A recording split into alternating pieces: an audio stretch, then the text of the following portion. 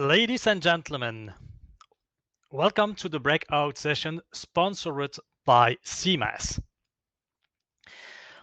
I'm Daniel Savigny from Fleet Europe, and I hope you enjoyed the first presentation on main stage this morning, and also I hope you enjoy the networking sessions as well.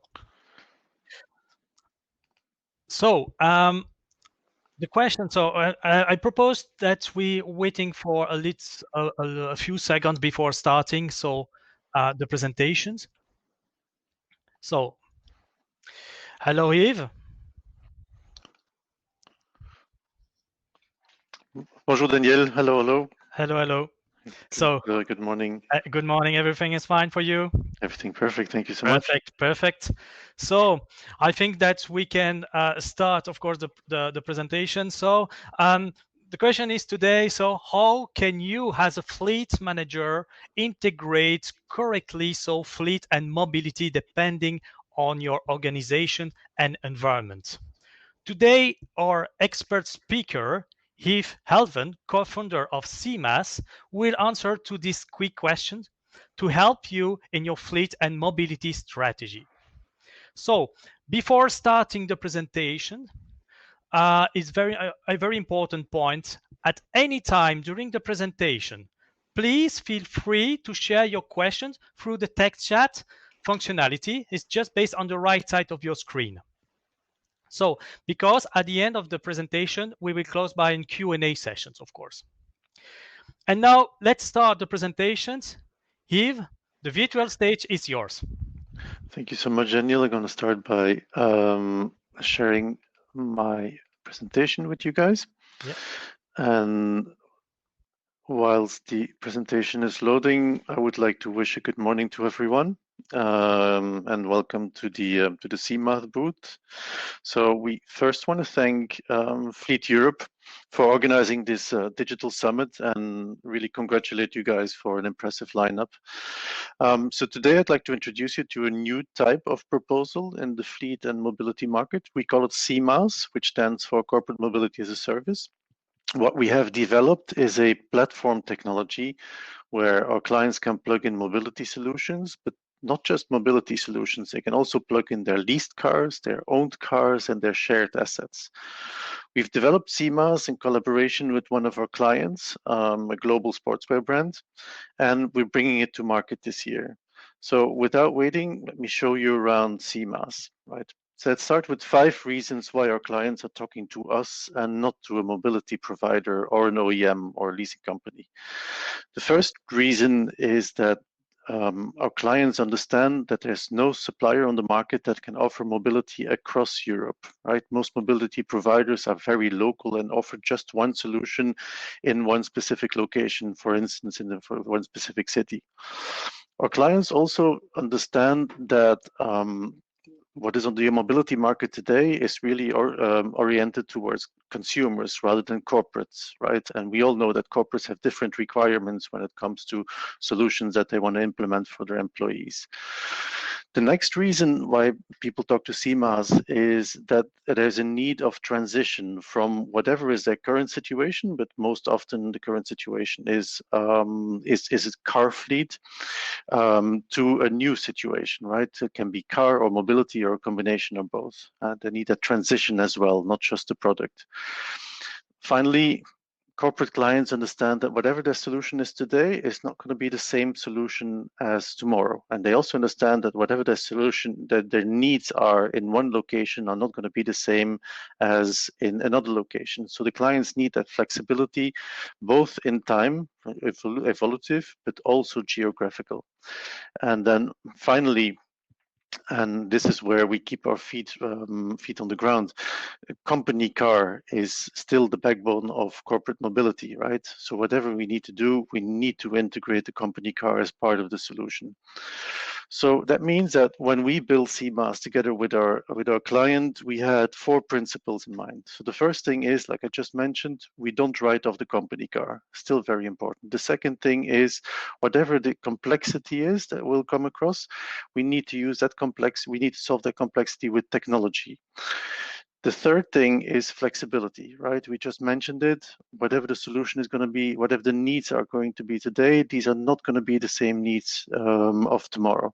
And finally, cost significance, right? Our clients typically don't have millions of dollars laying around for innovation, right? So whatever we need to do, we need to stay within the budget, most often the budget of the company cars today. So, and I'm going to show you CMaaS here for the first time. What is CMaaS? It's 4 different buckets that are modular, right? So some clients choose some of the buckets, other clients choose all of the buckets. The first bucket is all about advice, right? It's about benefit strategy, it's about policy writing, it's about a transition from your current situation into a new situation.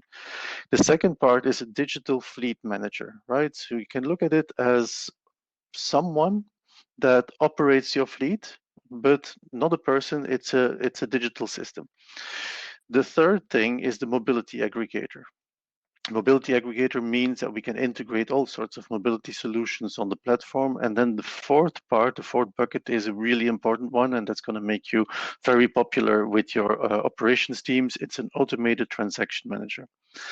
Now, here on the next slide, you see how these 4 buckets interact with each other. So the bottom left, you have the fleet operating system, what we call the digital fleet manager. That part of the technology takes care of your cars and of your shared assets. Then on the right-hand side on the bottom, we have the mobility plug and play, which basically means the integration of the potential integration of mobility solutions into the platform. And on top of that, we have all the back office work done digitally by our transaction manager. That means all the reports that you need to send to expense, to payroll, your policy verification, policy control, but also your tax. And you'll see on the top left hand side that everything is kept together by benefit strategy and policies, right? And we're going to go into that one first. So what do we do for our clients? We basically design a vision with our clients, right? Where does their company want to stand in 5 years' time, in 10 years' time? And that includes all sorts of imperatives such as sustainability, generational, multi-generational workforce, the transition from, and this is very actual, transition from working from the office to working from home and so on.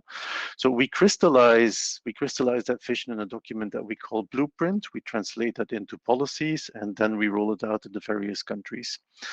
We try to explain to our clients, and this is a really important thing, that it's essential to get the feedback from the employees very early, right? And we have developed for this a specific focus group approach, which means that we will talk to, let's say, a sample of your employees, and based on that sample, and we will ask them a number of questions about, their personal needs for mobility, but also, the more emotional things like, okay, do you feel safe in public transport? Do you like to bike to work? Do you feel comfortable sharing your vehicle with someone else? We combine all these type of questions with questions, related to the evolution of the company, the locations, segmentation of people, and so on.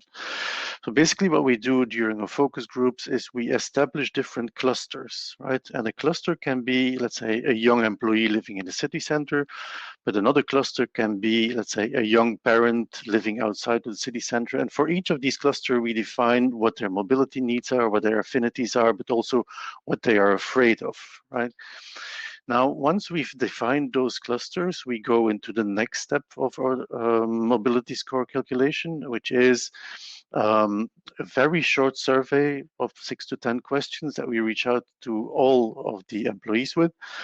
And based on the outcome of this survey, we are capable of defining on an employee level, so for every single employee, what their preferred solution is, what their critical to quality solutions are, whether they like pair bikes, whether they like public transport, whether they're happy with the car policy, what they want to see in the mobility policy, and so on, right? So this is a really important part. And why is this important? For a couple of reasons. For one, because it helps us design the solution that our clients need. For two, it helps our stakeholders to present the solution to the management board, and it also helps with the transition throughout the works councils, right? Because the works councils will definitely want innovation, but they also want to know whether this innovation fits the employee population, right? So this is a couple of words on the advice part. Now we're going to go into the solutions of CMaaS. So there's one thing that you need to remember with CMaaS. What we try to achieve is that the dedicated company car is no longer the default option, right? So we give you more options. Obviously, like I mentioned before, the dedicated car is still super important for us. As you know very well, there's many employees who have a dedicated car or company car written into their employment contract. So it's not that easy to remove that. But we also give you options. And the first option is to share those assets, right? Our clients typically have fleets of a couple of thousand cars across Europe. These fleets are, especially today, underutilized. So there is a potential of sharing assets amongst multiple employees, right? We deliver the technology that gives you the opportunity just to share any asset that you allocate to the pool car fleet. But then finally, and this is where we are a little bit different from all the other suppliers in the mobility ecosystem, we allow you to plug in basically any of your preferred vendors, be it a micromobility vendor, a car-centric mobility vendor, public transport, parking, and even flexible office space, right? So you can actually plug that into the same platform, and then you have the three options to play with: the dedicated car, the shared car, and the mobility solution. Now, from a technology point of view, here we go back to the schematics of CMaaS. You'll see the three solutions on the bottom. You'll see the transaction manager on the top. So there's three pieces of technology that work together, right? We have a digital fleet manager, we've got a mobility aggregator, and we've got the transaction manager again. Now, the fleet operating system, or the digital fleet manager, what does it do? So it starts with, very simply, with an evolution of the Excel sheet, right? So it's what we call the consolidated fleet inventory. And on that fleet inventory, you can plug in basically anything you want, right? All your assets, mainly the cars, but you can also plug in the bicycles. You can plug in all your employees, all your vendors, your vendor contracts, your budgets, and so on. All of that consolidated on a cloud-based system where you can access from anywhere. We've added a layer of artificial intelligence on top of that, which basically means that the system will recognize whenever you are doing things consistently the same way, the system will ask you if the system can take it over from you. Let's say that you approve 4 tires for every car at 80,000 kilometers. The system will recognize your behavior, will reproduce your behavior. And on top of that, we have added a layer of connectivity. And by connectivity, we're not talking telematics. So the GDPR question is a little bit easier here. But we do connect our system to the driver, to the vehicle, right? That is a great advantage for us because we get the data straight from the vehicle, from the employee into our system without you having to wait for your reports from the leasing company, for instance. There's another thing that we offer here, is what we call dashboard style action list for fleet operators. It basically means that if you have a really good fleet operator, let's say sitting in one country, but someone less experienced in another country, we try to solve that difference in skill set by proactively telling all the fleet operators what they need to do every single day. So the second piece of technology is what we call the mobility plug and play. So like we mentioned, we can plug in virtually all on-demand mobility solutions, not just in one country, but across the European region. We are mobility budget compatible, very important for the people who watch us from Belgium. But it also means that we are capable of talking about dollar budget, so money budget, but it can also be a CO2 budget, for instance, right? So we're flexible on that side as well. And we are capable of managing multiple policies at the same time. So it can be a business mobility policy, private mobility policy, and even a commuting policy. And we integrate public transport. Now, the transaction manager, very simply said, it's what's going to make you popular with the fleet operation people. It basically automates all of the back office work with regards to payroll reporting, expense reporting, policy verification, and tax reporting, right? So we're going to have a quick look at what CMaaS can look like once you've implemented, right? So here is an example of one of our clients with multiple locations across Europe.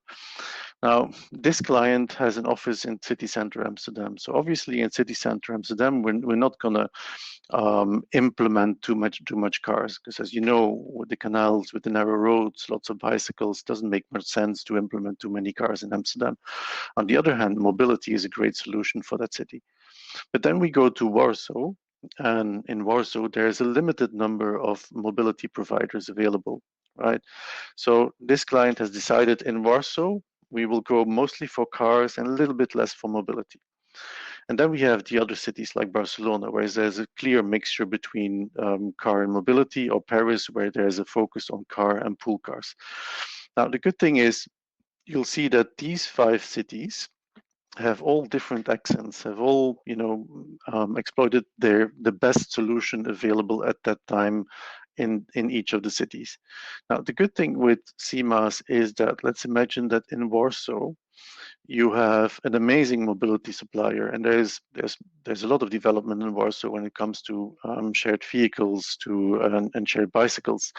Now, let's say that our client likes those solutions and wants to implement them and reduce their cars. Well, they can stay on the same platform. They don't need to come back to us. They can stay on the same platform. They can reduce the number of cars, start sharing those cars, and they can increase the percentage of mobility, right?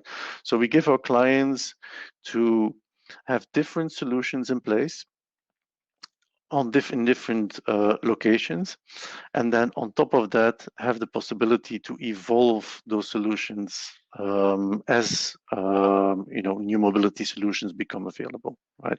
So there's an extreme flexibility. The question is very often, how much does it cost, right? Because especially fleet managers who are transiting their job from being a car fleet manager into a car plus mobility manager, most of these people are limited by the total TCO of their car fleet, right? So whatever they do, they need to stay within that budget. So the question that comes to us very often is, okay, how much does it cost? How does it work, right? What are the different steps? And here we try to explain a little bit how it works in practical. And this is an example. This is a real life example from the same sports brand client, right? So you'll see on the left-hand side, on the dark gray part, which is the OPEX of the car fleet. Let's take a number and make it easy to understand. It was about, let's say, 10 million US for about 1,000 cars, roughly, right? What the client has done first, the first thing they did was implement the fleet operating system, basically the digital fleet manager. And when they did that, they discovered a couple of things. The first thing that they discovered was that there were a number of vehicles that were heavily underutilized and that could be removed without any issue. The second thing they discovered was that the company was overpaying some of the vendors, right? And we started scrutinizing those vendors for them. So gradually, we saw that the TCO, total cost of ownership of their fleet, decreased as we implemented the software, right? So even if there's a little bump of the investment in the software, that was compensated very quickly with the savings that were generated just by utilizing the system. Now, the client has been very smart and has been using these savings to create what they call a self-funding project, which means that whatever they were implementing was funded by the savings that were generated by the same project. So our client gradually started implementing the pool cars, and the pool cars have an interesting effect. So they don't only add a new solution for the employees, but at the same time, they reduce the total number of fixed assets of dedicated cars. So you'll see an even further decrease in the total cost of ownership of the car fleet. And so they added first the on-demand, and then they added mobility solutions on top of that. And here's an interesting part, which is the light gray part. So basically the net savings at the end of the project. What this client did was basically reinvest all the savings to create new benefits for all their employees, not just the car eligible employees, right? And this is an interesting view on a car fleet and mobility project, right? So obviously you're going to decrease the number of cars, but you can use the money that you save by decreasing the number of cars by doing completely new stuff, implementing on demand, implementing mobility, and even generating new benefits for your employees. Here is an example of the same client in their Berlin office. So we started with about 120 cars in the Berlin office, worth about $1 million. And then we gradually started implementing first the fleet operating system, then the shared cars, then mobility. And what you see is that in the first phase, we had 60 cars remaining. We had about 270K savings, but then we reduced even further. We implemented more mobility solutions. We started sharing much more vehicles, and we got to a 406K savings just on one city on 1 year.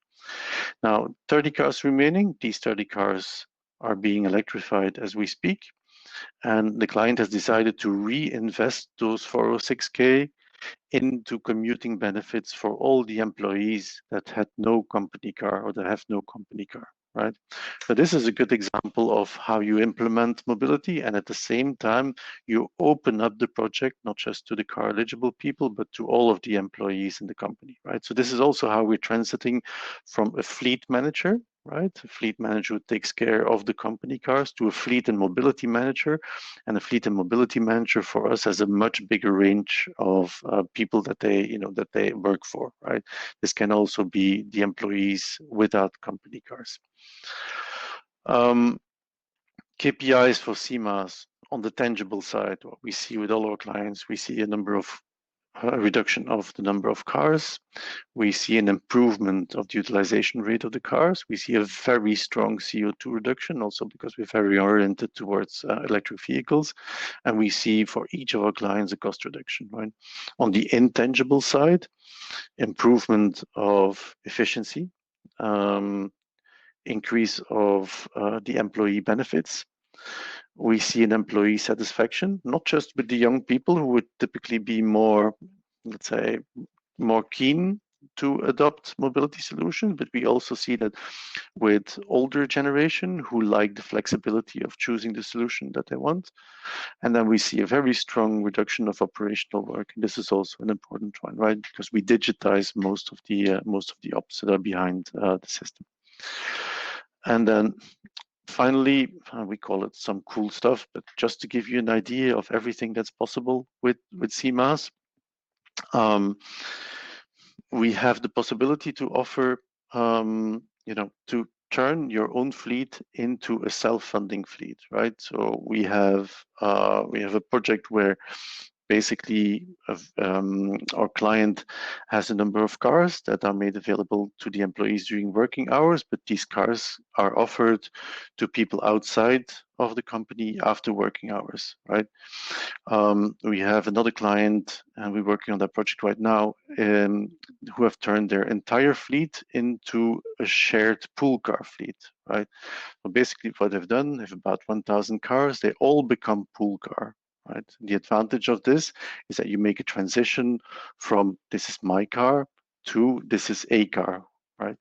And that helps the transition to mobility, that helps electrification, that has also procurement advantages like batch ordering and so on.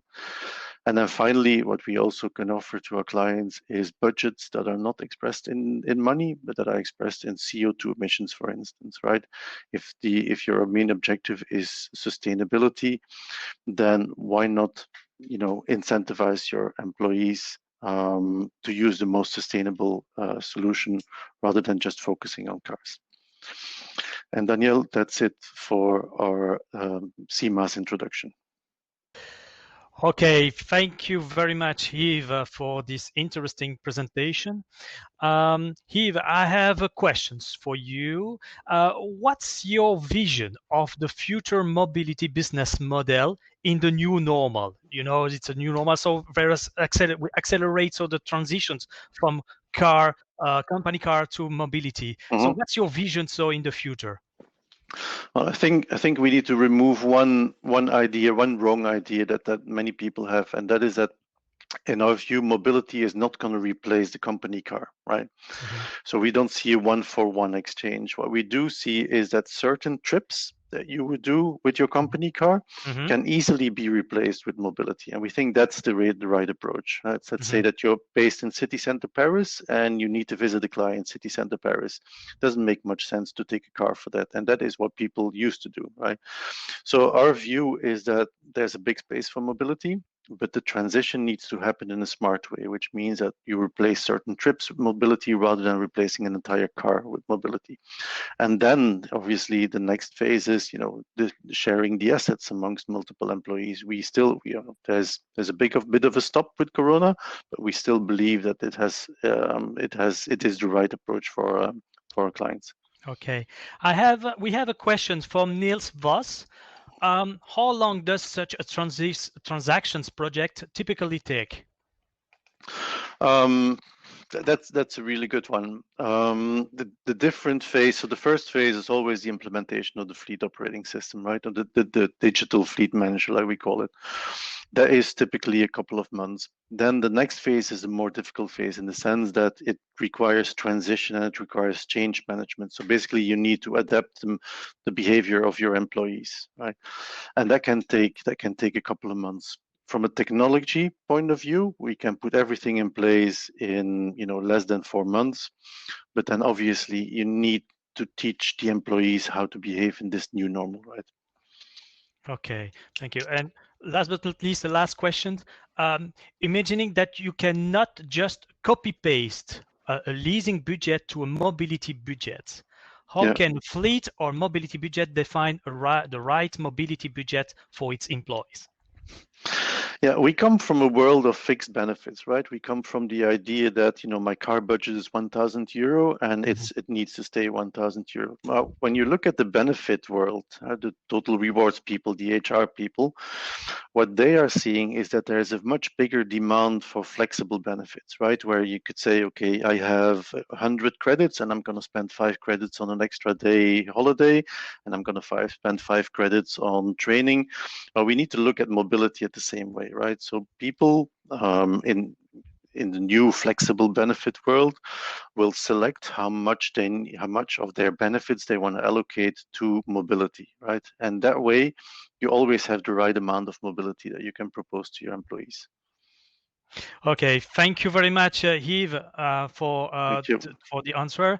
So to all participants, so if you need more information about CMaaS, so don't hesitate to contact Yves by private video chat meeting, or you can meet CMaaS representative at the virtual booths in the village, of course, the virtual village.